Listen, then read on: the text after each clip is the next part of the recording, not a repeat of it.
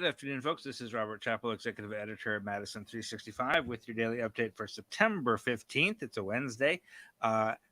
Later in the program, we're going to be joined by the two-person cast, as well as the director of the play Mom, How Did You Meet the Beatles, currently playing at Forward Theater Company in Madison. It's a play by Adrian Kennedy, one of the, one of the leading Black playwrights in the United States. Especially Black women, especially, and it was a really interesting conversation with them. We'll have that right after the break. For right now, though, we're going to talk about some COVID numbers that might be alarming, but I don't want you to be alarmed. We're reporting over 3,400 new cases today. 3,426 new cases today. That, I think, given the other numbers that I'm seeing, my suspicion is that a lot of those cases are catch up from the data problems they had on Monday. Remember, Monday they had some data problems. They didn't have everything updated, so everything was artificially low. Then I expected a big, huge number yesterday, and we didn't get it. It was just over 2,000 cases yesterday. But then today we're over 3,400.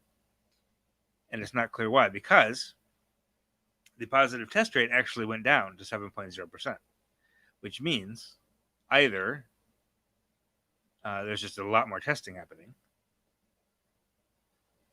or that 3,400 number is artificially inflated a little bit. So, I'm hoping that that's the case. I'm hoping that we're just that over the course of the week, we'll have a normal week's worth of cases. So right now, actually, our daily average, this 3,426 today, pushes our daily average up to almost 1,900. It's 1,864 daily average of cases. But I'm hoping that it levels out. Now, if I'm wrong, if this is actually a real, tangible increase in cases, that's going to be a problem. Like, we're going to be we got to brace for impact in the next couple of weeks. I'm hoping that's not the case. I'm hoping this is an anomalous day due to that data problem on Monday and over the weekend, and now we're just catching up. That's my hope. Fingers crossed. It's possible that we will see another 3,000 cases tomorrow, and then we'll be in the 4,000 range in a couple of weeks. That would be bad. I'm trying to stay optimistic. Well, the only thing that's keeping me optimistic is the 7-day test rate continuing to drop. Now, 7.0 is still way too high, right? The city of New York closed schools when it got up to 3 last fall, right? When it got up to 3, closed schools. So 7, way worse than 3. However, 7 also better than 8.4, which is what it was a week ago. Okay, so that's kind of where we are in terms of number of cases. Deaths also went up. Now, we know deaths are going to continue to go up because the deaths that are happening now, or that I should say that are being reported now, reflects the case increase from 4 to 6 weeks ago. Right, so deaths are going to continue to go up. They're now at 16 per day. We had 20 new deaths confirmed yesterday. That I would anticipate that a month from now will be in the 20s. And whether or not it peaks in the 20s and goes back down depends on what happens with cases right now, right? So if cases continue to go up, we're going to see deaths continue to go up. If cases start to come down, we'll continue to see deaths go up for a couple of weeks and then go down. Does that make sense? Now, the other thing that I like to see here today is hospitalizations have leveled off. 1,054 people currently hospitalized. That's 1 lower than yesterday. Yesterday was 1 lower than Monday, right? That's an increase of 15 over the past week, though. So still an increase from a week ago, but it's leveled off. Like we were doing, there was a there were 10 and 15% increases every week for a while there.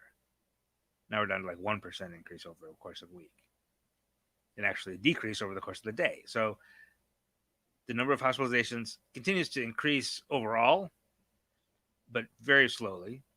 And it seems to have leveled off, and it will probably, if this trend continues, will actually start to go down.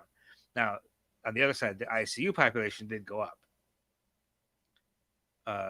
which means a whole bunch. Which means that some number of people were discharged from the from non-ICU beds, but more people were admitted to ICU beds. 321 people currently hospitalized are in ICU, which is slightly more than 1 out of 3 of all hospitalized people are in ICU. That's actually 7 more than yesterday. So still, hospitalization is still very high, but not increasing as fast as it was. So that's what we like to see. Now, I have some other COVID information before we get to the theater folks.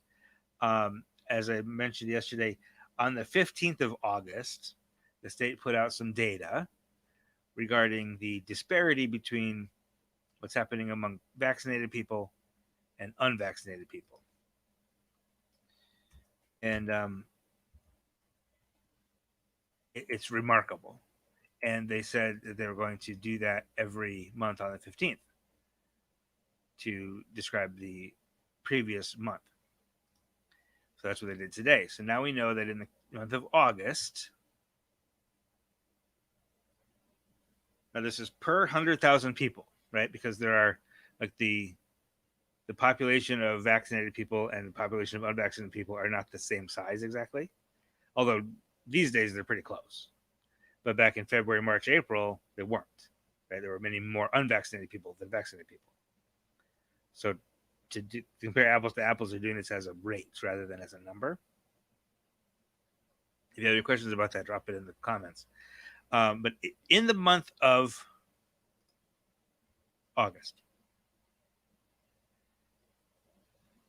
among vaccinated people, for every 100,000 vaccinated people in the state of Wisconsin, so there's a total of about 3 million people vaccinated, there were 360.7 cases per 100,000 people. Right? Does that make sense? Out of every 100,000 vaccinated people, 360 of them tested positive for COVID. Of every 100,000 unvaccinated people, there were 1,413 cases. About 4 times as many. Just under 4 times. So in other words, if you were unvaccinated, you were 4 times as likely to get infected. Now, among the vaccinated population, 11.5 out of every 100,000 people were hospitalized with COVID. By contrast, 99 out of 100,000 unvaccinated people were hospitalized, about 8 times as many. Out of every 100,000 vaccinated people, 1.1 died of COVID. Out of every 100,000 unvaccinated people, 11.7 people died of COVID. Almost 11 times as many. Now, I can't stress this enough. That is not out of every 100,000 people who got COVID. That is of every 100,000 people. Okay? Out of every 100,000 unvaccinated people, total population of unvaccinated people, 11.7 died of COVID. Almost 100 were hospitalized. 1,400 tested positive. Put it another way, whether you catch COVID or not, if you're unvaccinated, you're 4 times as likely to become infected. You're 8 times as likely to land in the hospital, and you're 11 times as likely to die of COVID. So let's we can visualize that, right? So this is when somebody says the vaccinations are useless because you can still catch COVID. Like, this is what you show them, okay? This is on the website, and if you go to Madison365.org, you can see this. I'm going to get rid of my graphic there. So you can see, first of all, you can see the month of August here. If you can see my little cursor here. And the month of August is,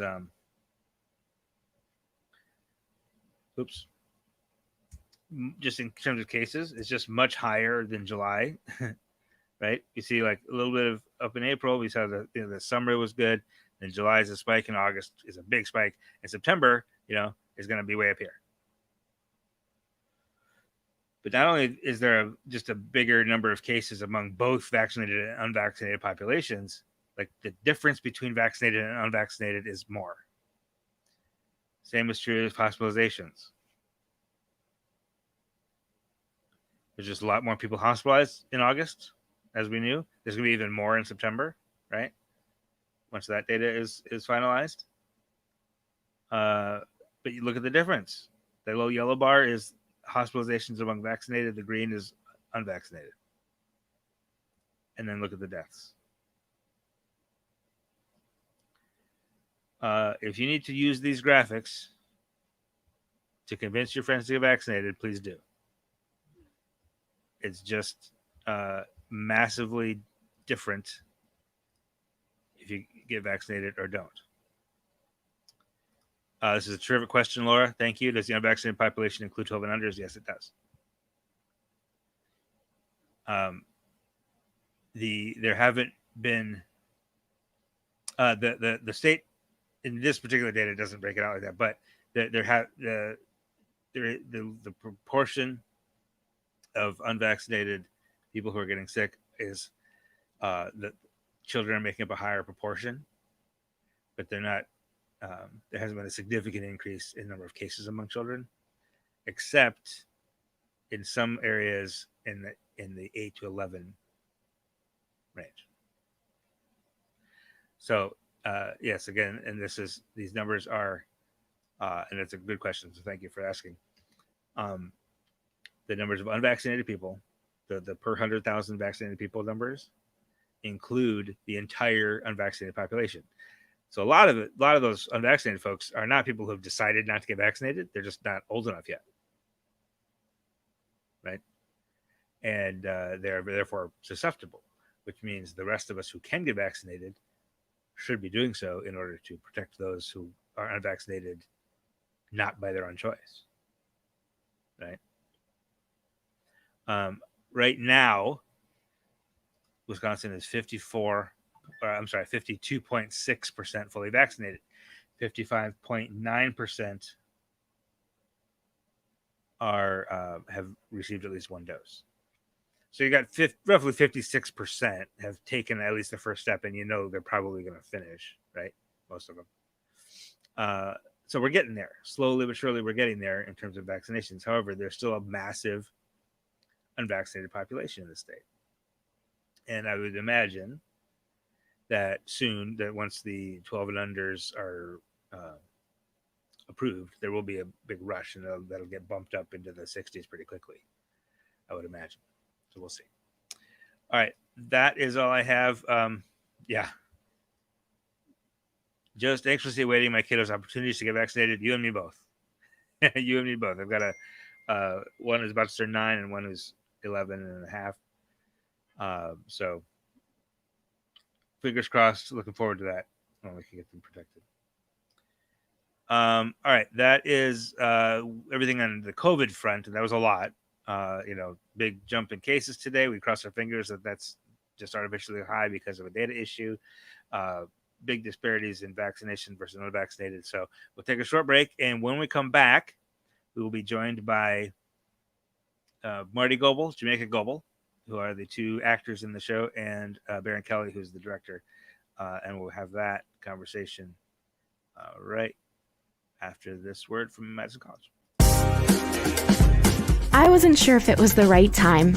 Then I heard about the college try. You take classes for 7 days, see if it works for you. No obligation, no worries. I kept going. I'm so glad I did. I wanted to do online classes, but I didn't have a computer. The Madison College hooked me up. You can borrow a college laptop and a Wi-Fi hotspot. Seriously. My dad always says, give it the old college try. For real, give Madison College the college try. Try Madison College risk-free for 7 days. No commitment. Just try it. Like a free trial for college. Like, why wouldn't you? Why wouldn't you? Why wouldn't you? And joining us today are the director and the cast of the Forward Theater Company production of Mom, How Did You Meet the Beatles? Play from 2008 by Adrienne Kennedy. Marty Goebel plays Adrienne Kennedy, and her son Jamaica plays Adrienne's son Adam. And the director joins us also, Baron Kelly, here on the program. So thank you all for being here, first of all. Sure. Yeah. So tell us about whoever wants to take this first. Just give us the synopsis of this show and what the story it tells. This is a memory play.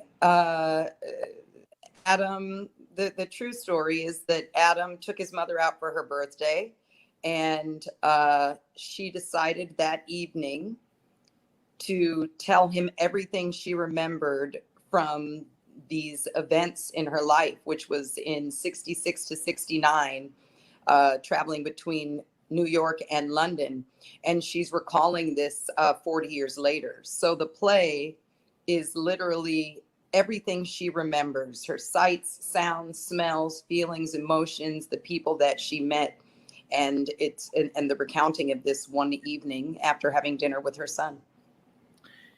And what was happening in London in those years in the 60s? Because obviously there are Beatles involved, right? So the Beatles are involved, but it was also a really fertile ground for creativity and collaboration and appreciation of live performing in all its genres, music and art and the performing arts, and it just all kind of collided in this pool of people that ended up interacting and supporting and collaborating in a really interesting and sometimes unintentional way.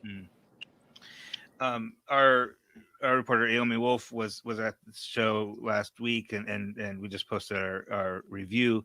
And one thing she noted is that it's presented in such a way that as if a person would tell a story, which is to say, not entirely linear, right? Not everything, like it's not all in the right order. There's a sort of coloring and recoloring of memories and things. And so if you, Mr. Kelly, to direct a show like that, is that is maybe doesn't have like a more traditional narrative structure. How do you approach that as a director?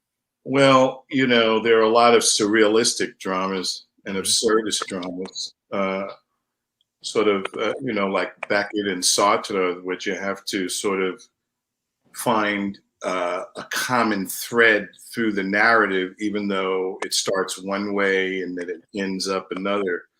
And when Marty and I first started talking about this, I'm such a text-oriented person that I wanted to understand about the phrasing and the rhythm of the speech, because Marty is such a skilled actress that finding the rhythm of the speech then leads her to the character. And the way that the punctuation is similar to just how we talk in life. It is just how we talk in life, just like what I did right now. If you would see that written out, how that would be written out. And so it was just helping supply the air under Marty's wings so she could take flight. But it's I teach a class right now dealing with styles at the university, and every play has its own particular style, and you have to just enter the world of the play and all of the other external given circumstances and all of that. And so we were able to have a wonderful working relationship, and Marty felt free enough to call me, or I could call her if there were certain things that popped up. So we found it through the text and the punctuation and all this other stuff. It's no different than Chekhov. I keep saying that. You could have a beat in the first act or first scene of Chekhov that doesn't come back until the second act and the last scene of the second act. Mm-hmm. So, you know, you just have to put the dots together, as it were. You know? Now, this is an interesting script in that it's written by a mother and son, and in this production, it is performed by a mother and son. So Jamaica, can you talk a little bit about working with your mom on this way? Yeah, so it's been awesome. She's incredibly experienced, of course, very talented. So I've been a sponge. But as far as our relationship on stage, that was one of those things that came pretty easy to us because we're fortunate to have a great relationship off the stage. So all of that closeness and the love that hopefully gets portrayed to the audience was super natural for us. So the hard part really was the words, and it's been super great to work professionally with her in roles that are this intimate, and hopefully we can do it again. Yeah, intimate is a word that came up in the review, and that it's obviously very small. It's just the two of you, having these moments and kind of bringing the audience into it. Can you?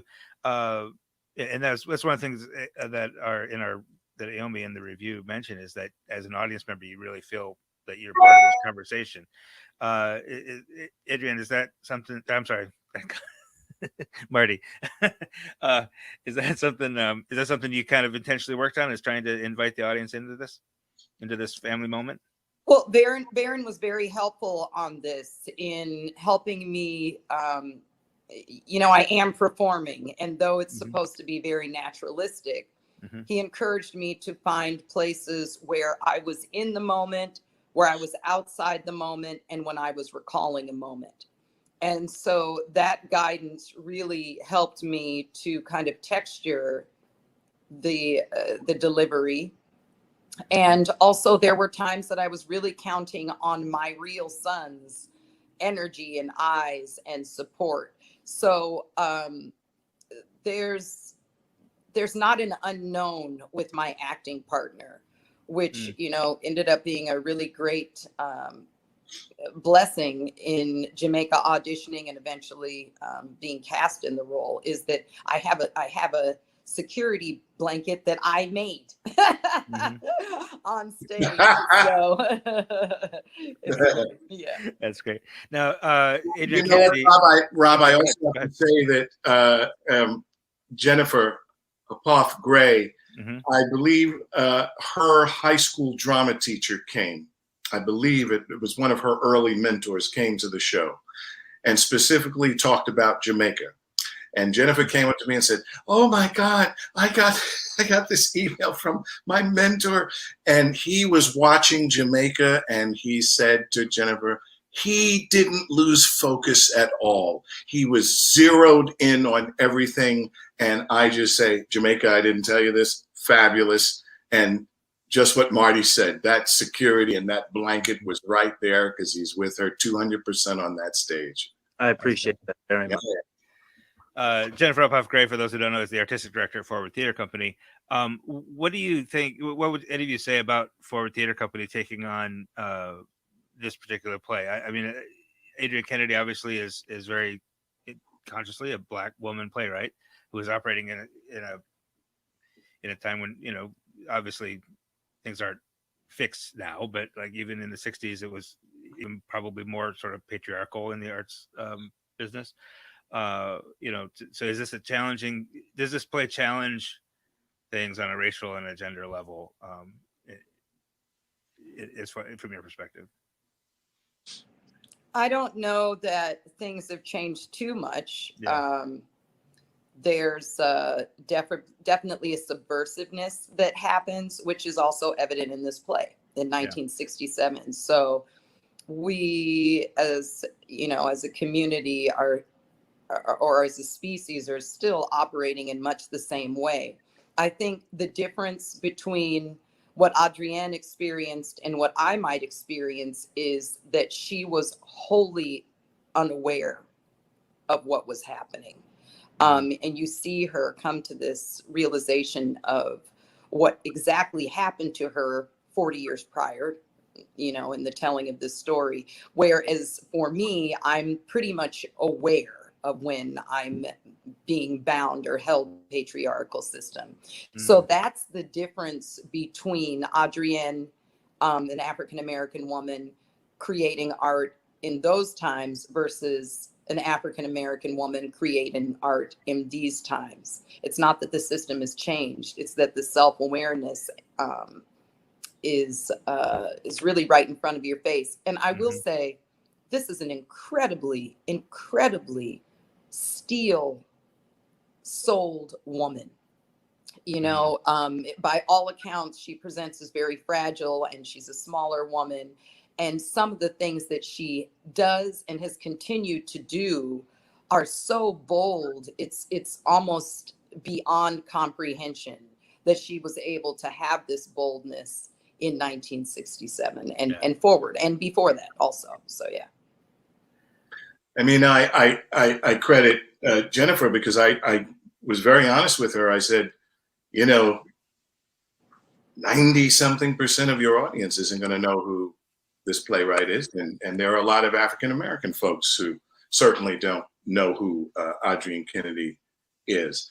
And I say it took a lot of guts, you know, coming on the tail end of all of the stuff that this country has dealt with over the past year and a half or 18 months, and plus the death of George Floyd and the protests that Madison saw on State Street and around the area here, and Kenosha, what was happening. And for Jennifer to really have a human story of this woman on that stage, opening up the theater, you know, with an audience, no less, and the actors unmasked, I give it to her for wanting to have the guts to do this, you know. I mean, really, it's fantastic. You know?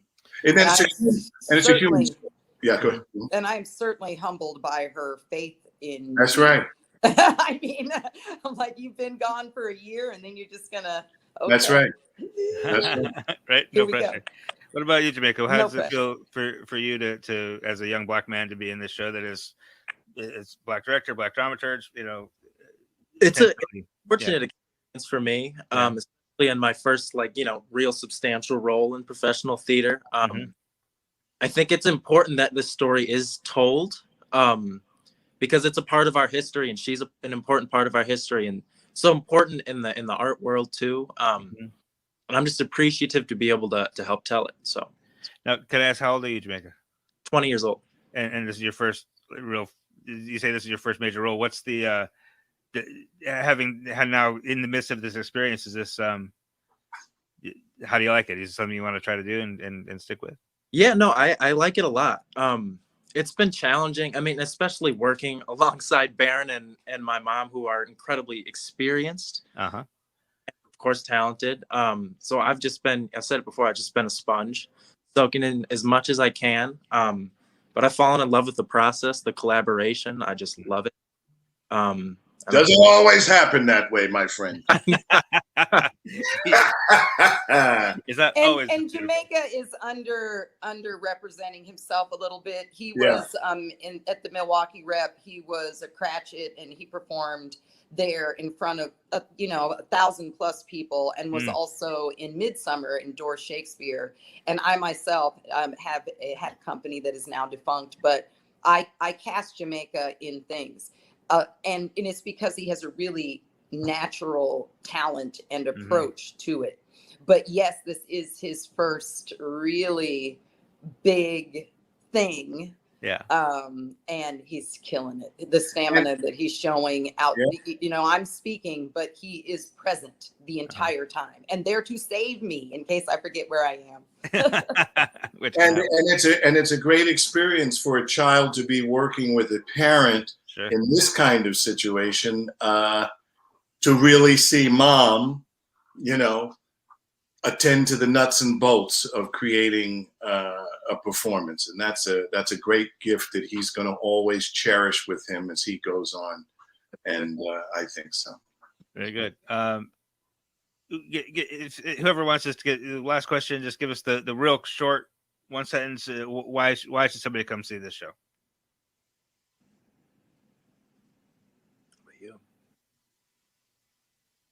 You. Somebody tell yourself.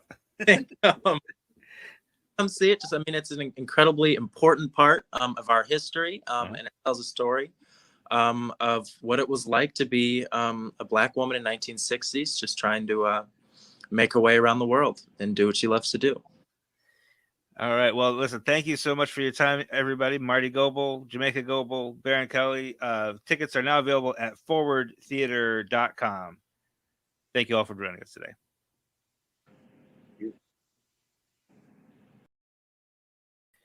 And we thank the cast and the director of the Forward Theater Company production for joining us today.